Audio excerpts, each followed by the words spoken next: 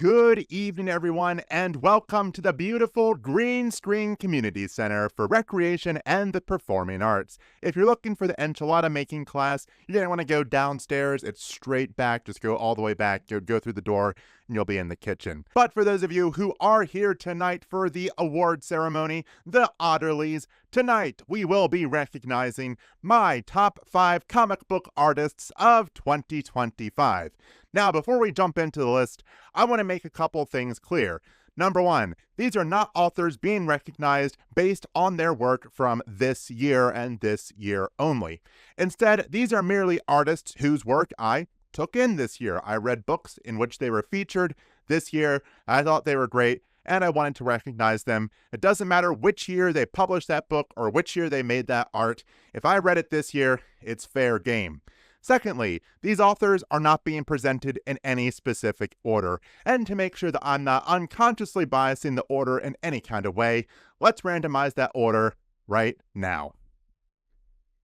Our first artist being recognized tonight is Cliff Chiang, based on their work from Catwoman Lonely City. I am always blown away when a single person creates a comic book. And what I mean by that is a single person writes the story and does the art, which is what Cliff did with this book.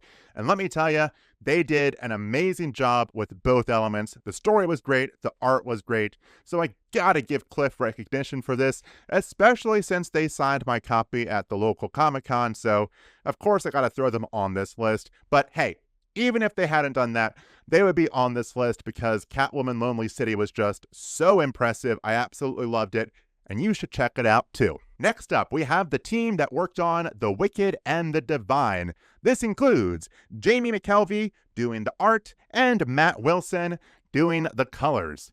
This book is an amazing book. I absolutely loved it. The story was great, and the art was just so good. It was beautiful to look at. It captured the characters so well.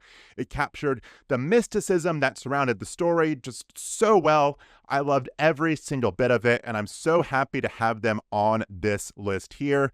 You should definitely check out this book, The Wicked and the Divine, as well as other works from these artists. Next up, we have the entire team that brought Wonder Woman Historia, the Amazons, to life. There were a lot of people involved with this process. I'm not going to try to read all of their names, although I will put them all on the screen. I don't want to miss anybody. This book's art, I don't know what to say. It's some of the best art I have ever come across in a comic book.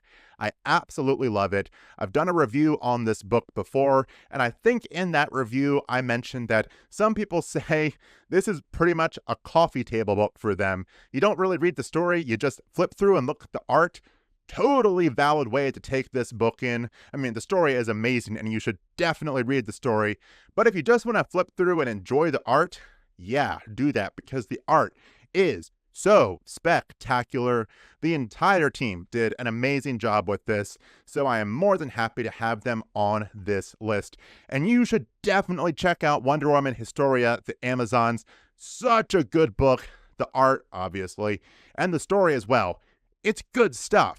Next up, I want to recognize Greg Capullo, who often has the colors done by FCO Plascencia. I apologize if I mispronounced either of those names, but these artists here have brought some of my favorite titles to life. This year, I reread Dark Knight's Metal, and they were responsible for a lot of the art in that book. And let me tell you, the art is amazing in that book. The story is fantastic as well, but the art is just something else, and it really elevates the story to an entirely new level. These two artists also have a special place in my heart from their work on the new 52 Batman series.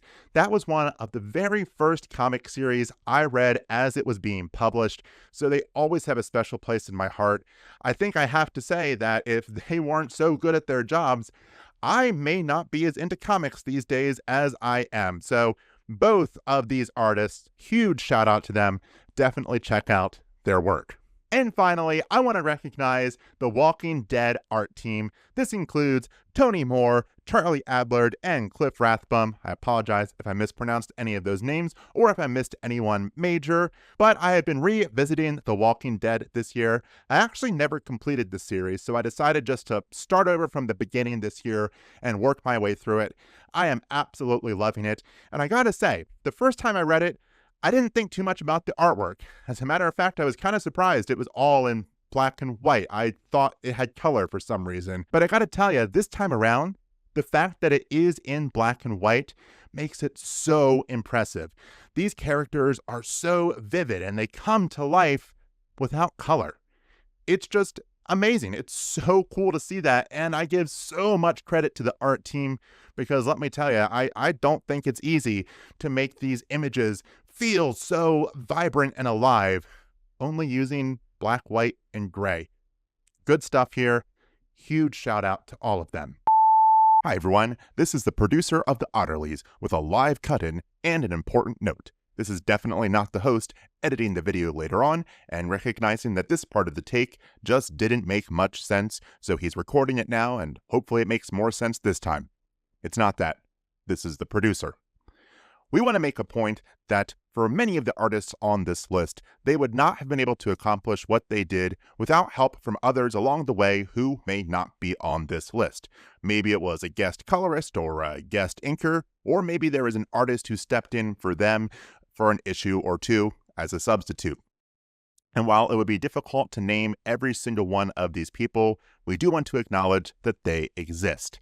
And if there's any artist that you feel as though made a significant contribution to one of the artists that we mentioned or to one of the titles that we mentioned, please leave that name down in the comments. While you're down there, let me know your top 5 artists of 2025.